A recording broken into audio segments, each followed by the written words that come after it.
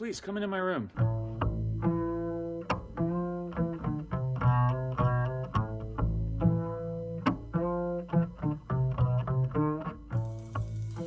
Hello and welcome to the very first episode of the MUstaSH ROOM podcast. I'm your host, David Ben, kind of like Uncle Ben, but without all the racism. Yeah, David Ben, your host, and I am here to kind of take you guys with me on a journey to understand mushrooms, appreciate mushrooms, become amateur mycologists, whatever you want to do with it. I've found them to be extremely fascinating. I recently watched the movie Fantastic Fungi, however you want to pronounce that. And holy crap, if you're not a fan of mushrooms, mold, fungus, penicillin, anything that stems from fungus after watching that movie, you're insane. It was super well done, narrated by Brie Larson, who is, Captain Avenger? I think that's right, Captain Avenger. Anyways, yeah, she was a superhero and she was in movies, other shit. I can't remember the names, but she actually did this movie first person from the fungus's perspective, which is really cool.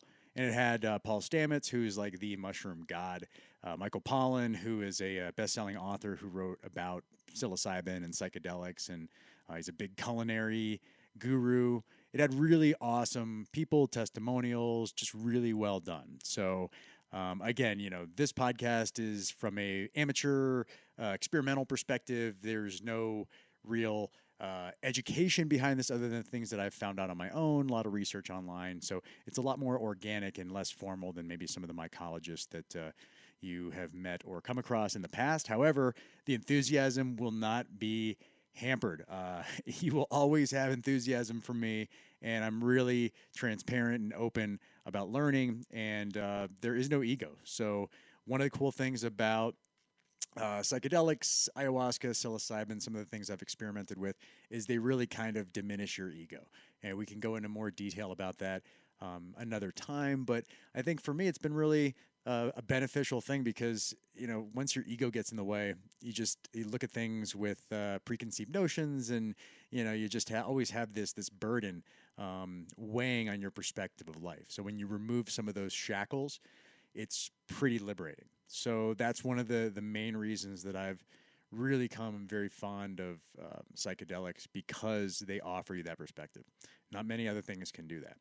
So I'm a fan. Plus, it's super organic. It grows in the ground or in my basement, but not cut with any ether or anything crazy like that.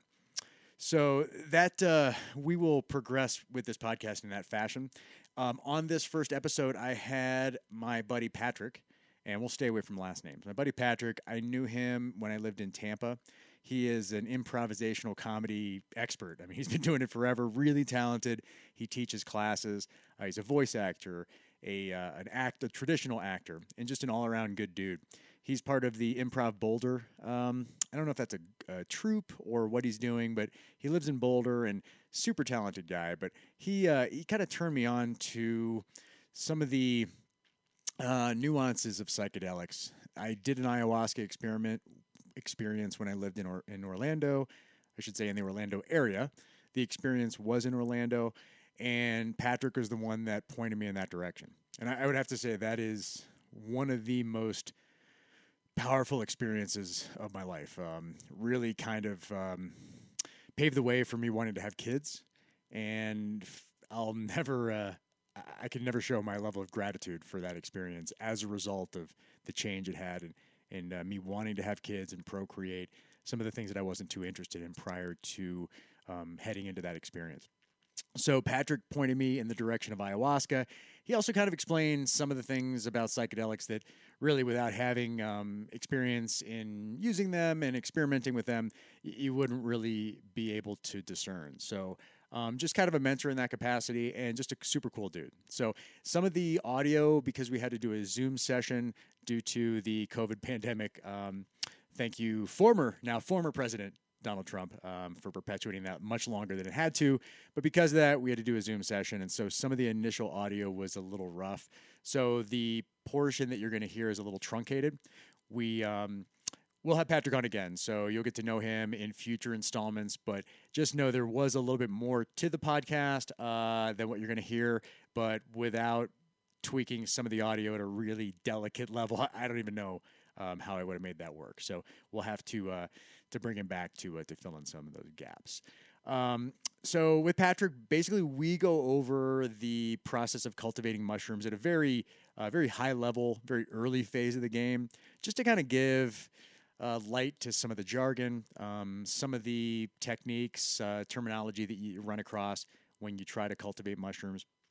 Just a real introductory type of discussion. So that's it's about 25 minutes or so, and really I thought it went well. But just know that we jump right into it, and there is more to the Patrick discussion that you don't get a chance to hear. But hopefully that'll get you a little acclimated to where we're going to go with the podcast.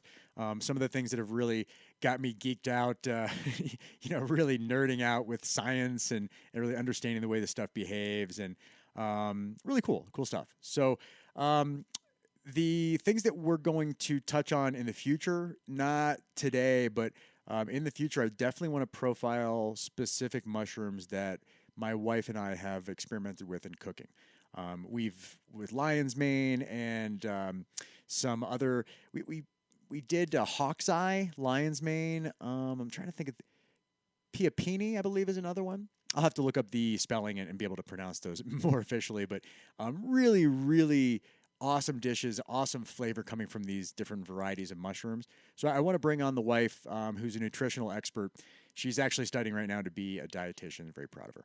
But we'll bring her on to profile different mushrooms from a culinary sense, and also talk about some of the health aspects, different ways that you can complement your foods or what you're drinking with different varieties of mushrooms. And I also want to get into medicinal mushrooms. And I will talk about this continually. They've gained so much momentum in the world of alternative healing regarding mushrooms, cordyceps mushrooms, lion's mane mushrooms. There are other mushrooms that we will talk about. We'll try to profile one each subsequent episode, and just kind of give you an idea of what you can benefit from these different strains of mushrooms. Some of them are ground up. Some of them are put into other consumable substances, just different ways of consuming them. But there are some really awesome health benefits that we're just now starting to embrace and discover. Out east, I'm sure they've known those for hundreds of years, but hey, we are who we are.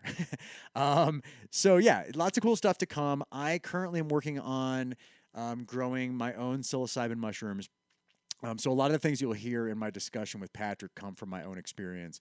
Right now I have about 10 monotubs in my basement that I'm using to grow a variety of different strains. So I have full automation set up with electrical scheduling, humidifying, spliced humidifying through different humidifiers, automated fans, lighting, really a pretty robust setup at this point. And so I'll be taking a lot of pictures and video and other stuff that I'll use to complement the website, and not the website. I put them on a website to complement the podcast, and I'll get to know you guys. You guys will get to know me over time.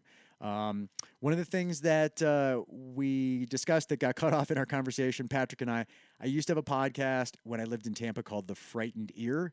Now, you won't find that online because I refuse to pay the $10, $15 a month hosting fee for SoundCloud to hold those files.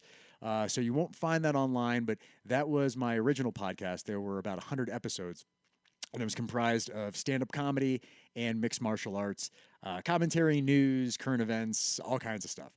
And I would say the bulk of it was stand-up comedy from an interviewing standpoint. All the stand-up comics in the Tampa Bay area, a lot of which now are pretty successful and even well-known. They were on my podcast. We would talk about stand-up comedy, and then we would venture into the world of mixed martial arts, which I would say 90% of the people on my podcast had no idea what I was talking about. So it was kind of cool from a listener perspective. If you weren't a big MMA geek, then you could kind of follow along because the people on the podcast aren't either. So I like to have an inquisitive, kind of unfamiliar presence on the podcast, just so I can give the listener something that they can relate to if they're not familiar with the subject matter.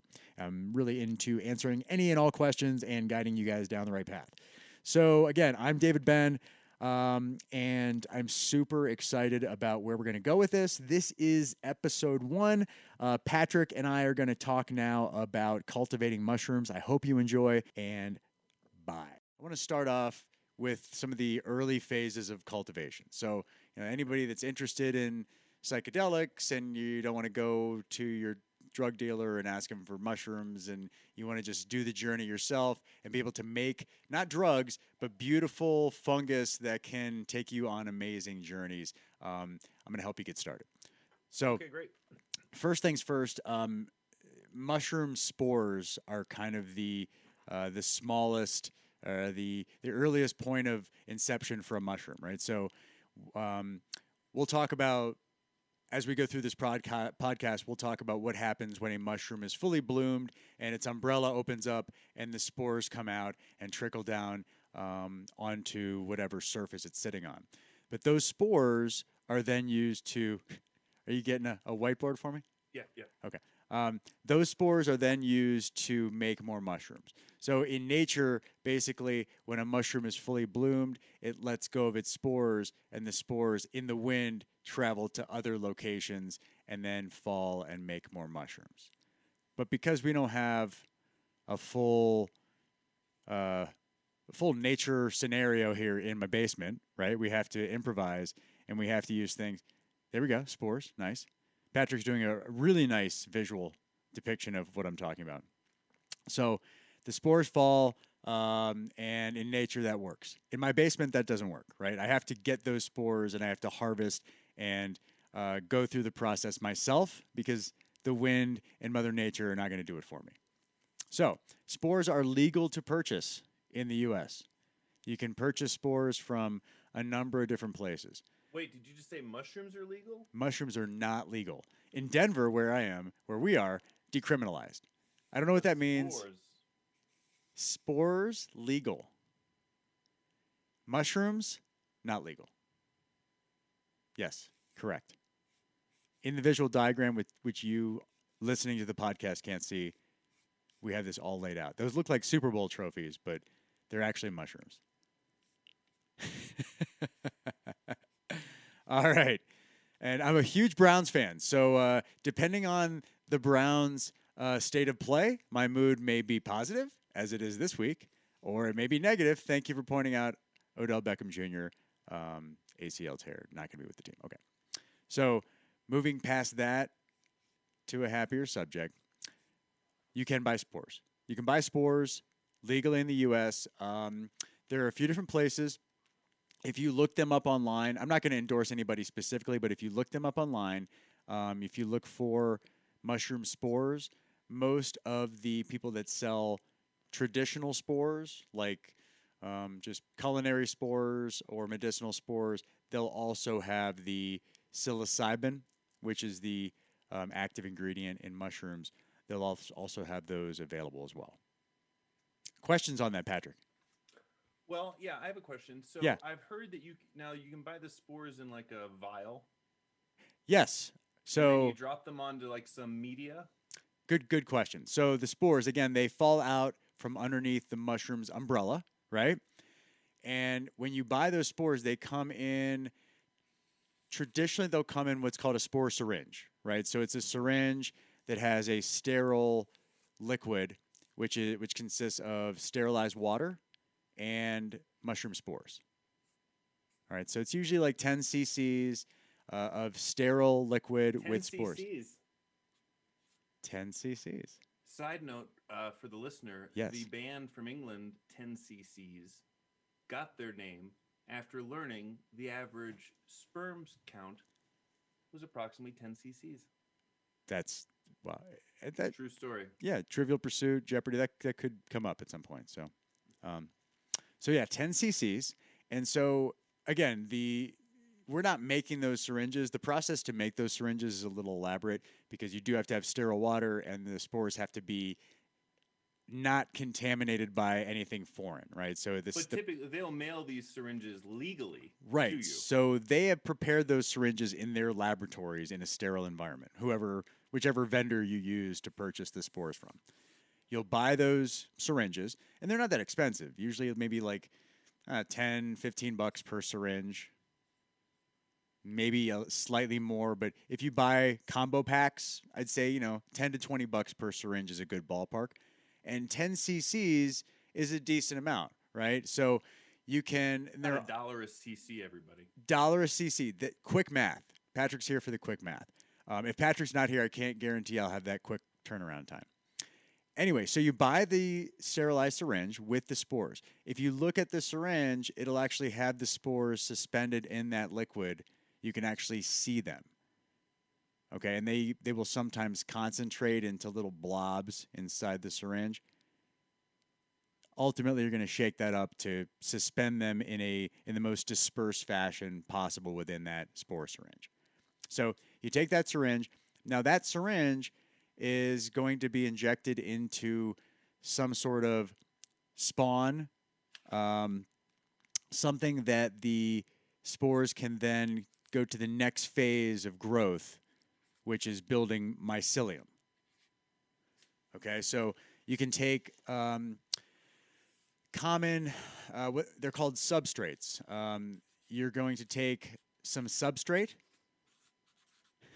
There's all this jargon. Yeah, no, that's good. Patrick's trying to spell mycelium. Just an M ... would have sufficed. There we go. Beautiful. No, I crushed substrates though. He did. Really good substrates. Solid effort on the mycelium. Okay, and you can look that up. I think if you start typing MYC, it'll eventually end. Google will help you with the mycelium. So the spores will go into a substrate. So there are a couple different ways to prepare your substrate, spawn, whatever you're going to take these spores and inject them into. The first way is, it's called PF Tech, is what you'll see it referred to. That's Papa Foxtrot Tech, TEK. You'll see that online. It's kind of the beginner way to grow mushrooms. You create little cakes in jars with a mixture of vermiculite and brown rice flour. And you can find all these recipes online, and I'll follow up on my website with the specifics as we go on. But you're going to create a substrate. All right, so that substrate could be the PF Tech substrate. It could be a spawn bag or a spawn jar with like rye grain, or some people use popcorn kernels. Basically, what you're doing is you're saying, hey, these spores need something to feed off of, to grow with, to reach the next phase of cultivation, which is, like I said, becoming that mycelium. Okay? Now, before I go any farther, Patrick, what questions do you have? Do people normally do this in a jar, or they use boxes? Good question. So when this happens, and again, I'm speaking, these are high points throughout the process. There are little intricate details and minutiae. I mean, you're going to have to follow a recipe to make this work. But I am giving you the highlights and kind of, just the major milestones throughout the process. But in order for this process to work, you really have to have a sterile environment. So not only does the syringe have to be sterilized and decontaminated with a flame, you want to flame sterilize the edge of your needle. Kidding. Because you always, whenever you're cultivating mushrooms, the most important enemy is contamination. Because when you're trying to create the first phases of mushroom growth, the mushroom spores are competing with mold and bacteria for access to that substrate. So mold is like, hey, I want to feed off that substrate. I want to live in that substrate. Bacteria wants to do the same thing, but you want the mushroom spores to win that battle. Okay. Because if the mold gets there first, then it's the molds. It's a first come, first serve sort of monopoly on whatever that substrate is. So, and again, we'll elaborate on all these as we go through, but you'll hear from my experience. Is ready to do whatever comes to contact with. Yeah. It's not waiting. It's just going to do whatever it does. Contaminated stuff, or ideally good spores. Yeah, and sometimes no matter how hard you try, like the most sophisticated way to mitigate contamination is using what they call a laminar flow hood. And the laminar flow hood uses a certain grade HEPA filter and a lot of science to reduce contamination in the air to a percentage that's really safe for mycology and mushroom cultivation. Really, I mean, it's expensive stuff. So, a HEPA filter that does that level of decontamination is like a couple $100. So laminar flow hood is the super scientific way to do it. I use a still air box. They have an oven method where you can use an open oven and hot air to decontaminate. There are lots of different ways to go about it. I prefer the still air box, which is just basically a piece of Tupperware with a couple armholes that has still air. The most important thing is just to reduce the amount of floating particles, sterilize as much as possible, and just be really diligent with sanitizing everything you touch. Okay. So you'll see whenever you watch mushroom videos online, they're constantly using alcohol. You would think that it's like sunscreen and they're out in the middle of the desert. I mean, it is the most important thing. Dousing your arms, your gloves, your work environment, your tools, everything with alcohol. 70% alcohol, 90% is flammable, so I like to go with like 70% isopropyl alcohol. So spores. Spores go into a substrate. Spawn is going to be the bulk, the more graduated, sophisticated growers are going to use some sort of grain spawn. They're going to use rye grain, oat. They'll use popcorn, something like that. Because that is going to then be the basis for larger casings. And I apologize for yeah. For an individual growing. Yeah. What's the most common choice? Because you mentioned a few. You mentioned rye and. Yeah, I use rye. Okay. Yeah, you can buy a bag of rye, like a 25-pound bag of rye, for less than $40 delivered on Amazon. What were the other substrates? So rye is the most common. Some people use oat. It's still a grain. You'll see people use popcorn kernels. Oh. Yeah. And people get crazy. They'll use rice. I mean, all kinds of stuff. But I would say rye and oat are going to be the two that you'll see most often. So pretty dry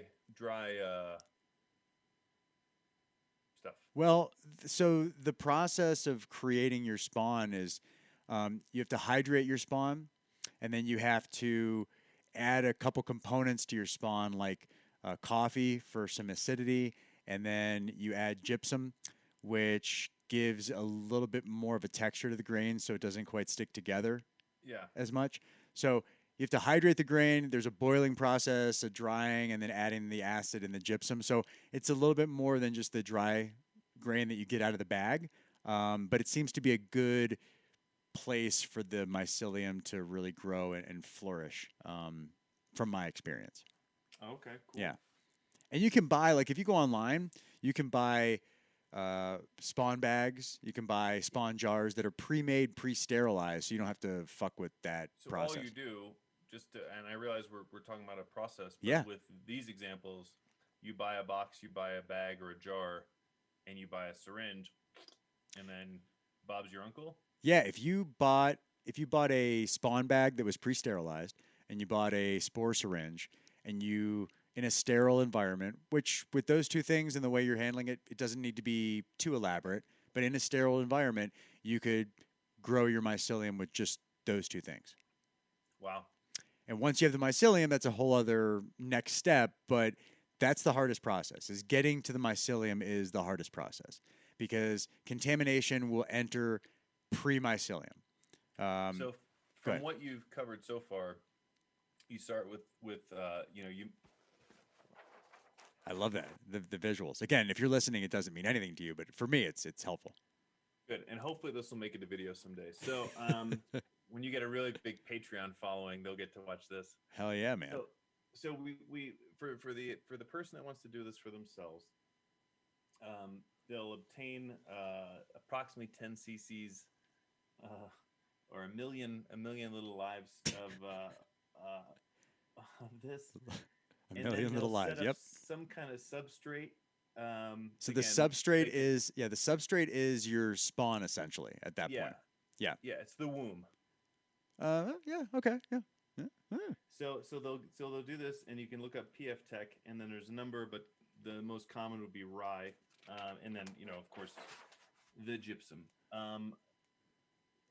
Okay, great. Just wanted to verify that that's where we're at. So yeah, the most important piece is getting to the mycelium without contamination. So there's all kinds of ways to start off. The spore syringe is great because it's a good beginner technique. It takes a lot longer than the other cultivation techniques because going from spore to mycelium is, it's a time-consuming process. We're talking weeks, maybe months, depending on the environment. So if you can bypass the spore to mycelium process with things like agar or a liquid culture, which we'll talk about down the road, you could save yourself some time. But yes, you buy your spawn bag, or you can do the PF Tech to build your cakes. You take your syringe, you put it into your womb. I like the analogy. And from there, you start growing your mycelium in the womb, and it basically encompasses whatever that spawn is. All the rye, all the PF Tech cakes, whatever it is, it gets completely overtaken by the mycelium, which makes it entirely white. When it's completely overtaken, it looks like, trying to think, like some frozen yogurt kind of thing. Like a symbiote, almost. What is that? Like, I mean, if you could imagine, well, I'm thinking of like the character from Spider-Man, Venom. Oh, yeah. Like, where he kind of like completely takes over some, I mean, it's a parasite taking over a host. Yeah, right? No, absolutely. Yeah, it completely overtakes it. It's correct. When it is completely overtaken, you will just see white everywhere. If it's your bag, it'll be completely white. If it's a jar, completely white. That is ready to then go to the next level. You haven't been contaminated. You don't see any mold. You don't see any purple or orange or any weird colors that would indicate contamination. That mycelium is then ready to go to the next level. And it can sit like that. It can sit like that for a while. Mycelium can be preserved for surprisingly a long period of time. Just don't keep it in too hot of an environment. Are we moving past the mycelium stage tonight? Well, I want to make sure that we're comfortable up to that point, at least with the basics of early phases of cultivation. I think you've covered it really well. Okay. From an outsider that's never done this, but if certainly I've read stuff and I've watched videos. I think that you've moved somebody along from an interest phase to legitimately like now it's time to do something. Again, I don't know what comes next, but I feel pretty confident that you've helped at least me understand like where to go from zero to like, oh, I've got something growing here. Yeah, and so what I'm going to do for you to help you get started is I'm going to take you right to the mycelium. Okay, so what I've done is I've used something called agar, which we'll discuss in another, down the road. Agar is basically, it's a gelatin that is basically a place to grow mycelium. AGAR. It's basically a little gelatin that is a great little place to grow. Sure, yeah. It's used for a lot of science experiments. Exactly. Actually. If you're science savvy, if you paid attention in science class, agar might sound familiar. So agar is a great place to grow mycelium. You do it in the petri dishes in a sterile environment. But once you create the mycelium, now you don't have to wait for that anymore. So you can just take that mycelium and transplant it into your spawn or something that can act as a womb to then take that mycelium to the next level. Essentially, all you want it to do is just spread throughout whatever that substrate is. And once that's done, then you go to the next phase. So I'm going to give you agar. This acts as a yeast almost. Yeast is one of the ingredients in agar. Oh, okay. Yeah, so you use nutritional yeast. You use agar. It's like a sugary kind of thing. I'm not a scientist, but there's like 3 ingredients, and yeast is one of them. Yeah. You're looking to like explode the growth now with this stuff. Yeah. You're giving it food. Right, exactly. So it grows, and it's a great way because the problem with spores, when you go right from the spore syringe into your spawn, you may not know for weeks, for a while, if something happened, if it got contaminated, if the spores are bad. But if you go right into your agar, the agar will show mold almost instantaneously. It's a much quicker way to validate the health of your spore syringe or whatever your spore is. Spore sitting in. So yeah, agar liquid culture is another great tool, a great way to avoid contamination when you're starting to inoculate and get ready for mushroom cultivation. So these will be running, things we'll bring up as we explore the different phases. But again, I think just quickly overview early on. Hopefully, we got you off on the right foot, at least to understanding like what you need to do to get started. Yeah, I speaking for the audience, I'd say Yeah, man. you've done that. I read or listened to Michael Pollan's How to Change Your Mind, Oh, okay, which was so awesome. I assume, are you familiar with that one? I've read it. Oh man, great book in audio format. His I wish that I could just listen to him talk about everything. His voice is so Yeah, soothing, Michael Pollan. yeah, Man, I love that guy. yeah. Some of his books on food, which are a Yeah, lot of his stuff, but had a big impact, and yeah, yeah. Omnivore's Dilemma is a good one. Um, but anyways, Michael Pollan talking about psychedelics and like all the different types of psychedelics that he tried and his experience with mushrooms and like that really piqued my interest. Um, oh great, yeah, I was already a fan, but I didn't really have access to mushrooms, So I would do them every great once in a while, and it was always in a weird setting, and it just it wasn't the right formula for me to really have a good experience, and a healthy experience, a constructive mushroom experience. It was a way for me to have some cool, fun with my friends and cry a little bit and laugh hysterically, but yeah. not a real opportunity to have any healing or therapy, which I think is one of the most awesome qualities of mushrooms. Like when So you, when you say that, I'm just yeah, curious, what kind of dose are we talking about for that experience? Because I would guess you were somewhere between 1 and 2 grams for that experience. for my own healing, No, no, for for the crying the and social. laughing with friends and that business. Yeah, I usually 2 grams of psilocybin is where I like to hover socially. Okay. Um, 5 grams if I'm just trying to kind of get some therapy and you know hanging out by myself or in a real nice setting. But I'd say 2 grams in a social setting. Yeah, and that's a healthy amount for Yeah. that too. You know, but definitely, yeah. I was just How curious. about you? Uh, yeah, like 1.5 is like for hanging out and having fun, and Yeah. then for real work, 3 to 3.5 to 5 is will get you there, Good. and that's you know obviously the recommended dose, the heroic dose, and but also The I heroic dose is 5.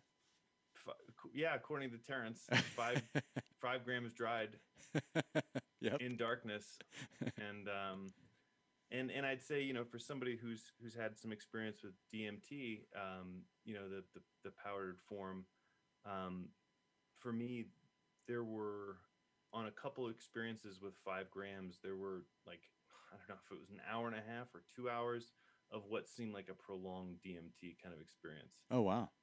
Yeah, and Interesting. so which I was grateful for, and like so Yeah. I never taken DMT. I did ayahuasca, the more drawn out version of it, but yeah, I'm not a big visual guy. Like when I take psilocybin, I do get visuals, but not the same strength as ayahuasca. I was really heavily visual, or it was heavily visual. I don't have the same effect on mushrooms. My senses are all really heightened. I get very introspective, and things are great. But in terms of like strong visuals, I just for me that hasn't really happened. yeah, and I don't know if it's visuals, I guess, but I mean, but it's an experience with your eyes closed, and again, laying down in a safe place, Sure, and but for me, it was a very similar, kind of experience. But again, like incredibly elongated, not fast and furious the way that a DMT experience would be, sure. and so yeah, really great, and I missed that. Like that's I've only had the opportunity to do kind of lower dosage experiences for the last couple of years, but yeah, and I've seen some people talk about, I don't know if you've seen, about 20 or 25 gram dose experiences, Whoa. which sound bonkers, but I mean, again, life changing, and these people are talking about it, and they're not doing it from a padded room. Yeah, if you want to carve So out a week. yeah, That would I take a don't know. really long time. I imagine, yeah. I don't know how many hours, but I think this is like, yeah, it may have been a couple days. I mean, anything that has strong testimonials associated with it, I'll listen to. Hmm. Um, unless they're coming from Fox News, and then I'm not listening. But because Yeah, it's and well, the probably not true. reality too is the lethal dose for mushrooms, for those of you who are concerned, and there's a concept called LD50 that all drugs are compared by. LD50 meaning lethal dose 50, meaning that if you gave this to half the population, at what point would it kill half the population? Okay. And the lethal dose for mushrooms is like it's almost your weight in mushrooms. You'd have It's to just eat not your weight feasible. in mush. It's not feasible. It's not possible. You can't do it. You can't eat enough to get you to a place, but you can't, I mean, what are you going to do? How many mushrooms? Right. You So, might be like mentally unavailable for a month, but right. but you're not going to die. No, you're And I not love going that. to die. I love the safeness, the safety of knowing that you're not going to die. That's The most safe drug on the planet. boom. And I remember Michael Pollan talking about in the studies they would give it to the lab rats and they would never come back for another dose. It's like it's not addictive. It's it's just you're on your own journey. Yeah, It's yeah. not non-addictive and non-lethal. I'm down. Yep. All right, so I think that's a good stopping point. Patrick, you have a lot of knowledge in this area, so I really appreciate you kind of filling in some of the gaps in the psychedelic discussions, and hopefully I gave you a little bit of counter knowledge on the Yeah, the thank you so mushroom much. cultivation side. Counterculture knowledge.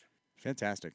Well, Yeah. I really appreciate you being here, and this is episode 1, so it's like if you have the original Spider-Man comic, it means something. It's worth something. So this hopefully will rival Spider-Man as far as podcasts are concerned, and I don't know if that's attainable, but anyways, aim for the moon. Patrick, thank you so much. Thank you, I will buddy. talk to you soon, man. Good And seeing you. listening audience, thank you. Walk with me, baby, come on and talk with me, come on and take me downtown. Well, walk with me, baby, come on and talk with me, come on and take me downtown. Well, walk with me, baby, talk with me, take me downtown. Well, walk with